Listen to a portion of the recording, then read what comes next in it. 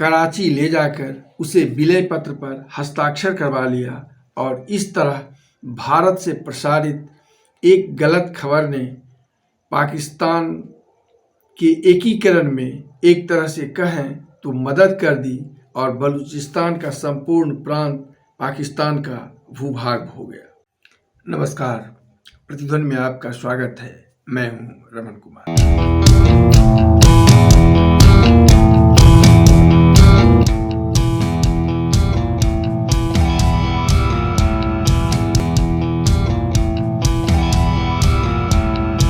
अभी चंद दिन पहले पाकिस्तान में एक रेल का अपहरण कर लिया गया था और यह अपहरण करने वाले बलूचिस्तान रिपब्लिकन आर्मी के लोग थे। पर बलूचिस्तान की यह समस्या का विरोध बार बार होता रहता है और किसी न किसी रूप में वो अपना विरोध दर्ज कराते हैं कि इतिहास पर आज नज़र डालेंगे कि कैसे भारत के एक समाचार ने बलूचिस्तान को, जहां आज भी पाकिस्तान से अलग होने का विरोध के स्वर उठते रहते हैं, कैसे पाकिस्तान का अंग बन गया। बात 27 मार्च 1948 की। ऑल इंडिया रेडियो के एक समाचार में तत्कालीन केंद्रीय सचिव बीपी मेनन के प्रेस कॉन्फ्रेंस के हवाले से यह खबर प्रसारित की गई कि कलात रियासत के शासक खान मीर अहमद खान ने पाकिस्तान के बजाय भारत में विलय की मांग की है। और इस समाचार में मेनन के हवाले से यह भी कहा गया कि भारत का इस मुद्दे से कोई मतलब नहीं। बीपी मेनन तब भारतीय रियासतों के, देसी रियासतों के भारत में विलय पर सरदार वल्लभ भाई पटेल के साथ काम कर रहे थे और बलूचिस्तान 4 देसी रियासतों कलात, खारान, लौश बुला और मकरानों का एक समूह था। भारत की आज़ादी के साथ कलात की रियासत ने भी अपने को आज़ाद घोषित कर लिया था। दरअसल 1870 ईस्वी में कलात के खान सल्तनत ने अंग्रेज़ों से एक संधि की थी, जिसके कारण अंग्रेज़ों का यहाँ सीधा नियंत्रण नहीं था और आज़ादी के तैयारी के बीच कलात के शासक खान ने 1946 से ही भारत या पाकिस्तान में मिलने के स्वयं एक स्वतंत्र देश की तैयारी शुरू कर दी थी।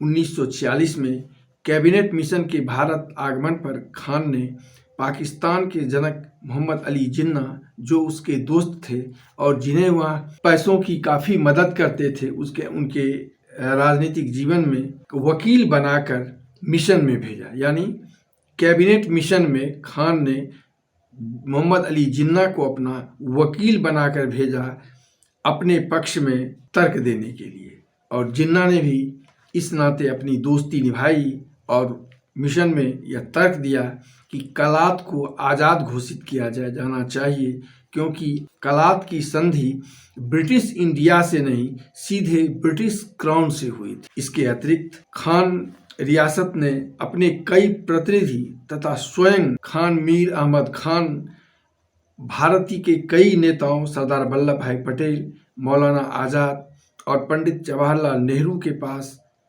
आकर अपनी बात कही थी। फिर अगस्त 1947 में दिल्ली के गोलमेज सम्मेलन में भी जिन्ना ने कलात को आज़ाद रखने की वकालत की थी और 11 अगस्त 1947 को मुस्लिम लीग, जो पाकिस्तान की तब पैरवी कर रहे थे और जिससे पाकिस्तान बनना अवश्यंभावी था, के साथ एक समझौता किया, जिसके अनुसार कलात की अलग पहचान को तब मुस्लिम लीग ने यानी जिन्ना ने स्वीकार किया और बलूचिस्तान के जो बाकी के 3 प्रांत थे उसका विलय उनमें कराने पर उनमें सहमति बन गई। 15 अगस्त, 14 अगस्त और 15 अगस्त पाकिस्तान और भारत को आज़ादी मिली। आज़ादी के बाद कलात ने अपना एक अलग सदन, जिसका नाम उन्होंने दारुल उमराह और दारुल अवाम रखा, का गठन कर कलात की आज़ादी का प्रस्ताव उस सदनों में पास करा लिया। पर बाद में क्रमशः खारान रियासत के शासक मीर मोहम्मद हबीबुल्लाह ने जिन्ना को पत्र लिखकर कलात के साथ अपने विलय का विरोध किया और फिर लासबुला और मकरान ने भी पाकिस्तान में विलय के प्रति अनिच्छा जतानी शुरू कर दी।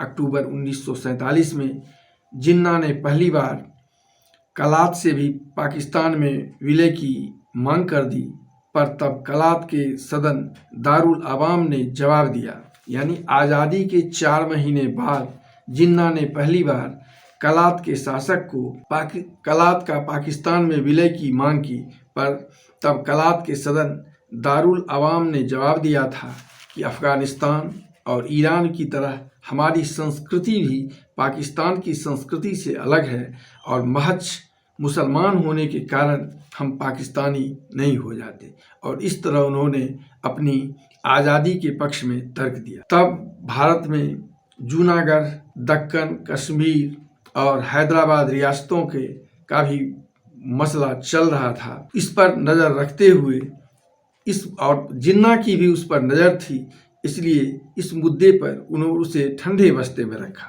पर बाद में 17 मार्च 1948 को कलात को छोड़कर बाकी के तीनों रियासतों का पाकिस्तान में विलय करवा लिया। और फिर 27 मार्च 1948 को पीपी मेनन के हवाले से प्रसारित इस समाचार ने तो पूरा परिदृश्य ही बदल दिया। हालांकि समाचार प्रसारण के अगले ही दिन संविधान सभा में पंडित जवाहरलाल नेहरू ने ऐसे किसी प्रेस कॉन्फ्रेंस के होने का खंडन किया और कहा कि भारत का इस मसले से कोई लेना देना नहीं है। पर तब तक जो प्रक्रिया होनी थी वह तो हो ही गई और जिन्ना ने 28 मार्च को मेजर जनरल अकबर खान की अगुवाई में पाकिस्तानी सेना को कलात पर चढ़ाई करने का आदेश दे दिया।